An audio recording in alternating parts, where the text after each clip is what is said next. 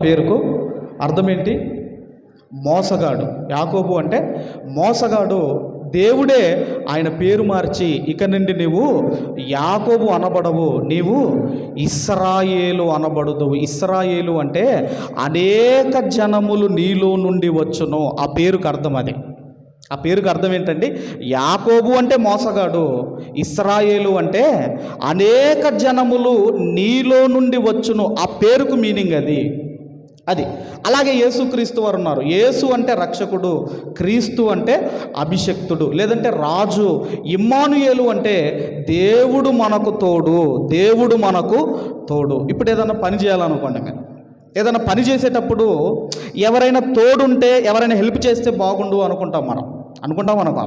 అలాగే ఒకరోజు మార్త యేసుప్రభు వారిని అడిగింది, అయ్యా మరి నేను ఇంత కష్టపడుతున్నాను, నీ కొరకు ఇన్ని వెరైటీ చేస్తున్నాను, ఆమెమో నీ పాదాల దగ్గర కూర్చుండి, ఆమెమో నీ వాక్యం వింటుంటే నీకు చింత లేదా అని అడిగింది. అంటే నాకు హెల్ప్ పంపించవచ్చు కదా. అలాగే యేసుక్రీస్తు వారు ఈ భూమి మీదకి రక్షించడానికి వచ్చాడు. ఆయనకి ఎవరు తోడుగా ఉన్నారు అంటే దేవుడు తోడుగా ఉన్నాడు. అయితే మనుషులకు నెమ్మది కలిగించిన ఒక భక్తుడు బైబిల్ గ్రంథంలో ఉన్నాడు. అతను ఎవరో ముందు మనకు తెలియాలి. అది మనం చూడగలిగితేనండి, దయచేసి బైబిల్ గ్రంథంలో ఆదాము ఉన్నాడు కదమ్మా, ఆదాము ఉన్నాడు. అలాగే రెండవ ఆదాము అని ఎవరిని అంటారు అంటే నోవాహు గారిని రెండవ ఆదాము అంటారు. నోవాహు గారిని ఏమంటారమ్మా?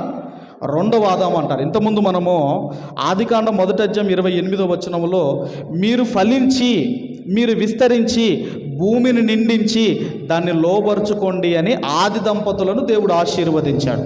అదే మాట మళ్ళీ ఆదికాండంలో నోవాహు గారితో దేవుడు చెప్పాడు. తర్వాత మీరు చదువుకోండి, 9వ అధ్యాయం ఆదికాండము 7వ వచనములో ఉంటుంది. అందుకే నోవాహు గారిని ఏమన్నారు అంటే రెండవ ఆదాము, యేసుక్రీస్తు వారిని ఏమన్నారు అంటే కడపటి ఆదాము అన్నారు.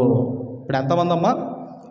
ఆదాము, రెండవ ఆదాము, యేసుక్రీస్తు వారు, కడపటి ఆదాము. నోవాహు గారిని ఎందుకు రెండో ఆదాము అన్నారు? ఎందుకన్నారంటే ఆదాము గారిని దీవించిందే మళ్ళీ నోవాహు గారిని యాజ్ ఇట్ ఈజ్గా దేవుడు దీవించాడు. ఇప్పుడు మనం ఆలోచిద్దాము అందరం కూడా. దయచేసి ఆ ఆదికాండము 5వ అధ్యాయము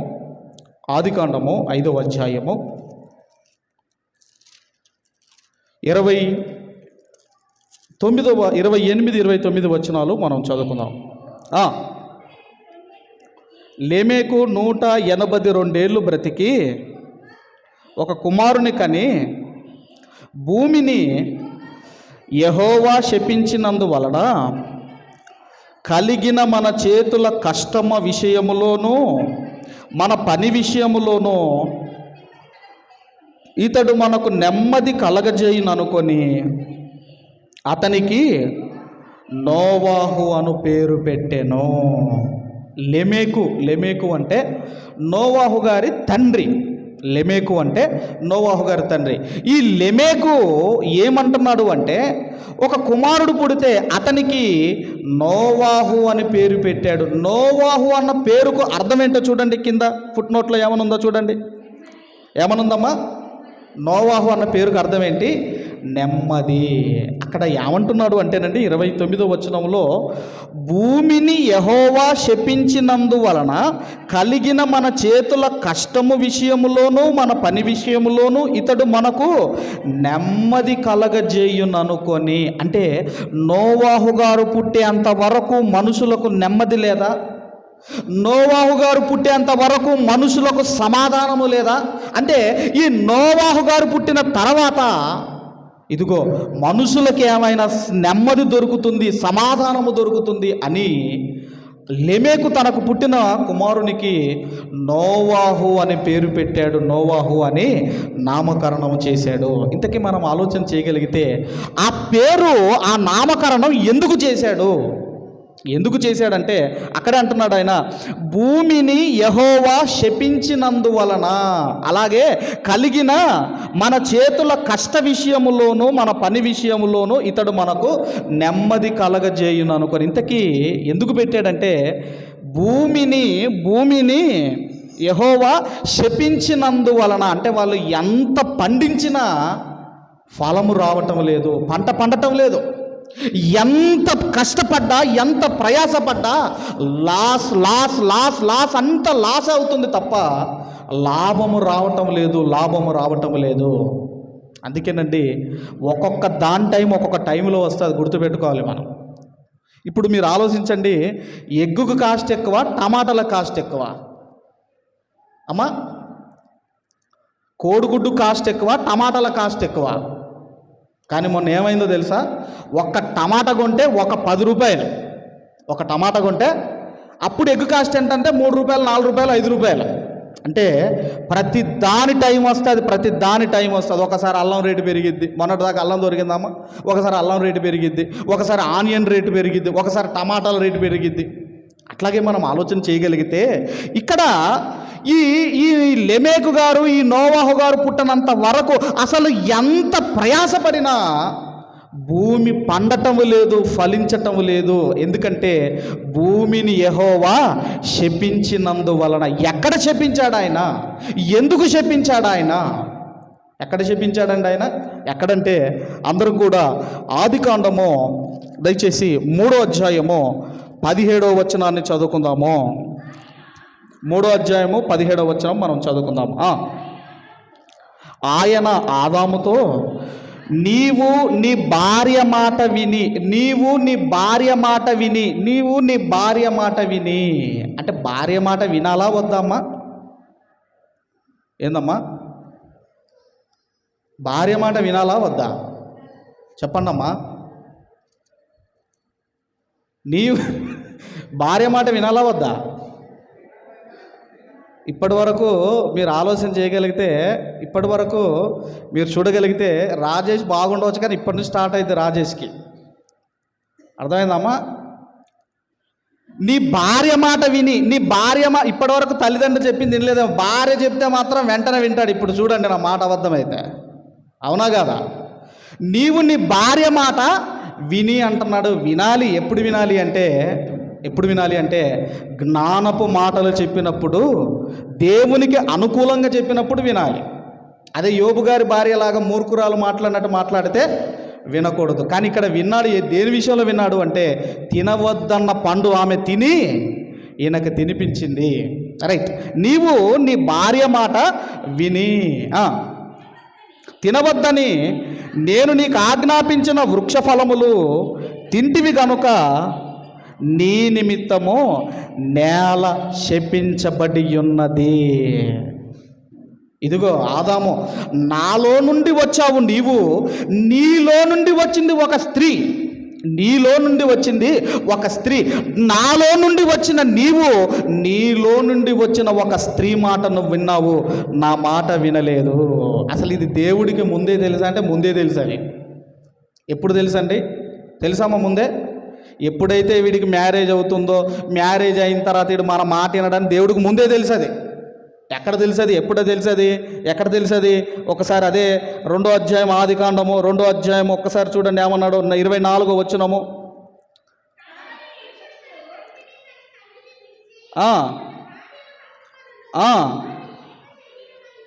తల్లిని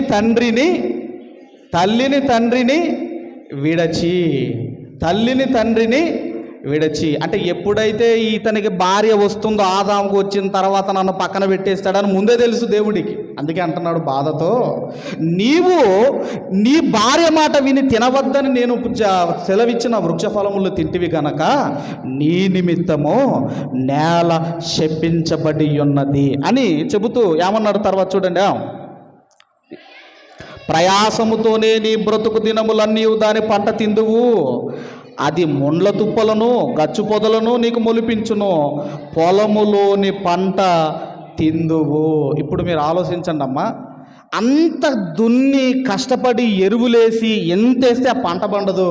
ఒక్కసారి మనకు వర్షం పడింది అనుకోండి, ఇక్కడ పిచ్చి చెట్లు అన్నీ వచ్చేస్తాయి. మనం వస్తాయో రావా? ఒక్క వర్షం పడిందంటే ఇక్కడ చెట్లు అన్నీ, పిచ్చి చెట్లు అన్నీ వస్తాయి, కానీ అనుకున్నవి మాత్రము రావు. ఎందుకంటే ఏ తిండి కోసమైతే నా మాట నువ్వు లెక్క చేయలేదో, ఇదిగో ఆ తిండి నీకు రాదు అని చెప్పి ఆయన ఏమన్నాడంటే, నువ్వు ఎంత కష్టపడి ప్రయాసపడ్డా ఇక నీకు భూమి పండదు అన్నాడు. అదే అనుభవించారు. లెమెకు గారు అదే చెబుతున్నారు. ఒకవేళ ఈ నోవాహు పుట్టిన తర్వాత మాకు నెమ్మది కలుగుతుందేమో, మాకు నెమ్మది వస్తుందేమో అనుకొని నోవాహు అన్న పేరుకు నెమ్మది రైట్. ఆ తర్వాత అసలు ఆయన కాలంలో జలప్రలయం వస్తుందని ఆయనకు తెలియదు, లెమెకు గారికి. కానీ మనం ఆలోచన చేయగలిగితే ఇతని టైంలో నెమ్మది కలగాలి అనుకున్నాడు. జలప్రలయం వచ్చిన తర్వాత మనం ఆలోచన చేయగలిగితే ఆయన ఒక పని చేశాడు. ఏం పని చేశాడో మీరు అందరూ కూడా చూడగలిగితే ఆదికాండము 8వ అధ్యాయము 20, 21, 22 వచనాలు అందరము చదువుకుందాము.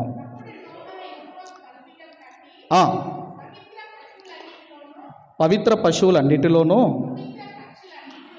పక్షులన్నింటిలోనూ కొన్ని తీసుకొని ఆ పీఠం మీద దహన బలి అర్పించెను. అంటే బలిచ్చాడు, కొన్ని పవిత్రమైన జంతువులు పక్షులు బలిచ్చాడు. అప్పుడు యెహోవా ఇంపైన సువాసనను ఆగ్రహించి ఇక మీదట నరులను బట్టి భూమిని మరలా శపించెను. ఎందుకనగా నరుల హృదయాలోచన బాల్యము నుండి చెడ్డది, నేను ఇప్పుడు చేసిన ప్రకారముగా ఇకను సమస్త జీవులను సంహరింపను. ఎప్పుడైతే నోవాహు గారు బలిచ్చాడో అప్పుడు దేవుడు ఇంపైన సువాసనను ఆగ్రహించి ఏం చేశాడంటే ఒక డిసిషన్ తీసుకున్నాడు. ఏంటంటే ఇక భూమి మీద మరలా జలప్రలయము రాదు. ఆ తర్వాత మీరు ఆలోచించండి, నోవాహు గారికి షేము, హాము, యాపేతు అని 3 పుడతారు కదండి. మరి వాళ్ళ తర్వాత పాపం జరగలేదంటారా? పాపులుగా మారలేదంటారా? పాపులుగా మారారు, కానీ జలప్రలయం రాలేదు. తర్వాత మీరు ఆలోచన చేయగలిగితే ఎందుకు రాలేదు అంటే నోవాహు గారు బలివ్వటం వల్ల ఒక జలప్రలయం కాదండి, ఇంకా ఏం జరిగిందో మీరు చూడగలిగితే 23వ వచనం మనం చూడగలిగితేనండి. 23వ వచనం మనం చూడగలిగితే భూమి నిలిచియున్నంత వరకు వెదకాలము, కోతకాలమును, శీతోష్ణములను, వేసవి శీతాకాలములను, రాత్రింబవలను ఉండక మానవని తన హృదయములో అనుకొనేను. అప్పుడు దేవుడు తీసుకున్న డిసిషన్ ఏంటంటే ఇక కాలాలు కరెక్ట్గా రావాలి, రాత్రి పగళ్ళు కరెక్ట్గా రావాలి అని ఎప్పుడైతే నోవాహు గారు బలి అర్పించాడో అప్పుడండి దేవుడు డిసిషన్ తీసుకున్నాడు. ఆ తర్వాత మరలా పంట పండటము, ఆ తర్వాత అక్కడక్కడ పంట పండటం, ఫలించటం అన్నది ఇదంతా కూడా ఎవరి ద్వారా జరిగింది అన్నప్పుడు ఒక నోవాహు గారు బలివ్వటం వల్ల మరలా మనుషులకు నెమ్మది అన్నది వచ్చింది. అందుకే మీరు ఆలోచించండి, ఎంత కష్టపడ్డా ఒక పురుషుడు కానివ్వండి, ఒక స్త్రీ కానివ్వండి, రాత్రి పగలు పగలంతా డ్యూటీకి వెళ్ళి రాత్రి వెళ్ళగానే హాయిగా నిద్రపోతున్నారు, నెమ్మదిగా నిద్రపోతున్నారు అంటే దానికి కారణం ఎవరు అంటే నోవాహు గారు. ఎందుకంటే ఆయన పవిత్రమైన వాటిని కొన్నిటిని బలర్పించటం వల్ల ఈరోజు మనం అందరము కూడా నెమ్మదిగా నిద్రపోతున్నాము, హాయిగా మనం నిద్రపోతున్నాము.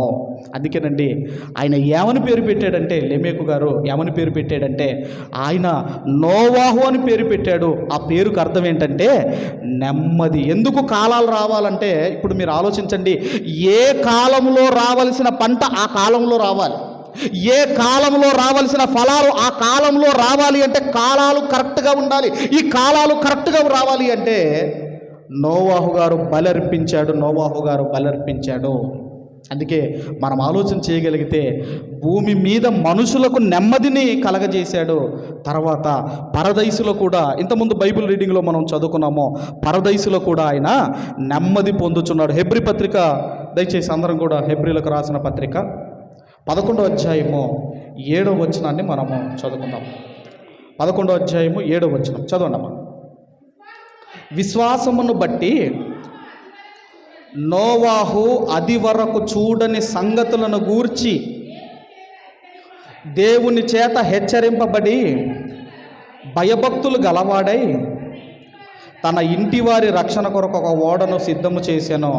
అందువలన అతడు లోకము మీద నేరస్థాపన చేసి విశ్వాసమును బట్టి కలుగు నీతికి వారసుడాయెను. నోవహు గారు మీరు ఆలోచన చేయగలిగితేనండి, నేను ఒకసారి ఈ సబ్జెక్ట్ చెప్పాను.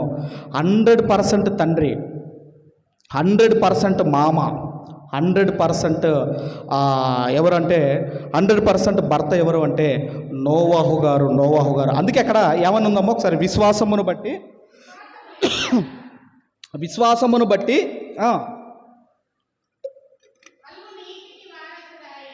అక్కడ ఏమనుందంటే, అక్కడ ఏమని రాయబడిందంటే అది వరకు చూడని సంగతులు అని మనము చదువుకుంటున్నాము. అంటే ఒక 100% తండ్రి, ఒక 100% భర్త, ఒక 100% మామ. ఇప్పుడు మీరు అమ్మా దేవుడు నాతో మాట్లాడాడు, ఒక జలప్రలయం రాబోతుంది అని అంటే భార్య వింటుందండి భర్త మాట. ఓకేనా? భార్య వింటుంది. ఈ రోజున్న ఏమైనా కుమారులు ఏమైనా తండ్రి మాట వినే స్టేజ్లో ఉన్నారా? ఆలోచించండి. ఈ రోజున్న పిల్లలు తండ్రి మాట వినే స్టేజిలో ఉన్నారా? నిన్ననే ఒక వీడియో చూశానండి. ఒక ముసలమ్మ ఓల్డేజ్ హోమ్లో అంటుంది, ఏందమ్మా నీ కొడుకుతో ఉండొచ్చు కదమ్మా అంటే, ఏమి లేదండి మా కొడుకుతో ఉంటే మా కోడలు ఊకే గొడవ పెడుతుందండి, ఎందుకు వాళ్ళకు గొడవ పెట్టడం ఎందుకని ఓల్డేజ్ హోమ్కి వచ్చాను.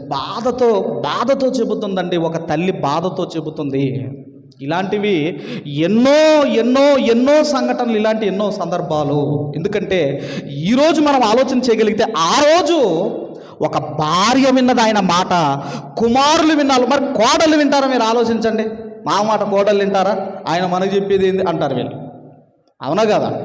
ఆయన మనకు చెప్పేది ఏందంటారు. కానీ ఒక మామ మాట ఆ రోజు కోడళ్ళు విన్నారు, ఆ రోజు కుమారులు విన్నారు, ఆ రోజు భార్య విన్నారు. మా నాన్నతో దేవుడు మాట్లాడాడు, మా ఆయనతో దేవుడు మాట్లాడాడు, ఇదిగో మా మా మా మా తండ్రితో దేవుడు మాట్లాడాడు అని ఆయన పడవ చేస్తుంటే లేకపోతే అంత పెద్ద పడవ ఆయన ఎక్కడ కడతాడో మీరు ఆలోచించండి. కాబట్టి భూమి మీద నెమ్మది కలిగించాడు, అలాగే పరదైసులో నెమ్మది పొందుకుంటున్నాడు. కాబట్టి ఇంకా చాలా ఉన్నాయి. అలాగే లాజరు కూడా పరదైసుకి వెళ్ళి ఆయన కూడా నెమ్మది పొందుతున్నాడు. అతల్య అని ఒక రాణి ఉంది. ఆమె ఎప్పుడైతే చనిపోయిందో దేశములో నెమ్మది కలిగిందటండి. కాబట్టి మీకు నెమ్మది కావాలి అంటే దేవుని మాటలకు మీరు దూరం అయ్యారంటే మీరు నెమ్మదిని పోగొట్టుకుంటారు. అందుకే ఇంతకుముందు ఆదాముకు అంత కష్టం ఎందుకు వచ్చిందండి? ఆదాముకు అంత బాధ ఎందుకు వచ్చిందండి? ఎందుకు వచ్చింది అంటే దేవుని మాట వినందుకు. ఏదో ఫ్రూట్ తిన్నాడన్న కాదండి అక్కడ కారణం. దేవుని మాట విననందుకు కష్టాన్ని కొని తెచ్చుకున్నారు ఆదాము అవ్వలు. కాబట్టి మరి ఎవరికి నెమ్మది ఉండదో చివరిగా ఈ మాట చూసుకొని మనమందరం కూడా ముగించుకుందాము. అదే యెషయా గ్రంథం 48వ అధ్యాయము, చివరిగా యెషయా గ్రంథము 48వ అధ్యాయము 22వ వచనాన్ని మనమందరం కూడా చదువుకుందాం. 48:22 చదవమ్మా. దుష్టులకు నెమ్మది ఉండదని యెహోవా సెలవిచ్చుచున్నాడు. దుష్టులకు నెమ్మది ఉండదని యెహోవా సెలవిచ్చుచున్నాడు. మీకు నెమ్మది కావాలి అంటే ఆయన మాటల నుండి మీరు తొలగిపోకండి. చివరిగా నెమ్మదిగా బతుకుతున్న ఫ్యామిలీలో చిచ్చులు పెట్టేటోళ్ళు కూడా ఉంటారమ్మా. వీళ్ళు ఎట్లా బతుకుతున్నారు, వీళ్ళకి ఏదో ఒక పుల్లేద్దాం అనుకునేటోళ్ళు, అది కూడా చెప్పాడు కీర్తనల గ్రంథంలో. ఒకసారి ఆ మాట కూడా మీరు చూడగలిగితే కీర్తనల గ్రంథము 35వ కీర్తన, కీర్తనల గ్రంథము 35వ కీర్తన 20వ వచనాన్ని మనం అందరం చదువుకుందాం. వారు సమాధానపు మాటలు ఆడరు, దేశమందు నెమ్మదిగా నున్న వారికి విరోధముగా కపట యోచనలు చేసి నెమ్మదిగా బతుకుతున్న వాళ్లకు నెమ్మది లేకుండా చేస్తారు. కాబట్టి ఏ సిచ్యువేషన్ అయినా, ఏ సందర్భం అయినా, అది అనుకూల పరిస్థితి అయినా ప్రతికూల పరిస్థితి అయినా మీరు నెమ్మదిగా ఉండాలి అంటే నా ఉపదేశము వినువాడు సురక్షితముగా నివసించును, వాడు కీడు వచ్చునన్న భయము లేక నెమ్మదిగా ఉండును. జలప్రలయం స్టార్ట్ అయింది. ఆ తర్వాత ఎలాంటి దృశ్యాలు, ఎలాంటి పరిస్థితి ఉంటుందో మనందరికీ తెలుసు. కాబట్టి దేవుడు చెబుతున్నాడు, నా ఉపదేశం వినండి, నా మాటలకు దూరం అయితే మీరు కష్టాలు తెచ్చుకుంటారు, మీకు నెమ్మది ఉండదు, శాంతి సమాధానం ఉండదు. కాబట్టి ఆ రోజు యేసుక్రీస్తు వారు చెప్పినట్టుగా నేను మీకు ఇదిగో నా శాంతిని అనుగ్రహించి వెళ్ళుచున్నాను అన్నాడు. ఆ శాంతి, సమాధానము, నెమ్మది మనము మన కుటుంబాలు పొందుకోవాలని కోరుకుంటూ ఈ నా మాటలు ముగిస్తున్నాను. దేవుడు మనందరినీ దీవించి ఆశీర్వదించును గాక. ఆమేన్, ఆమేన్. ఈ సమయంలో మరి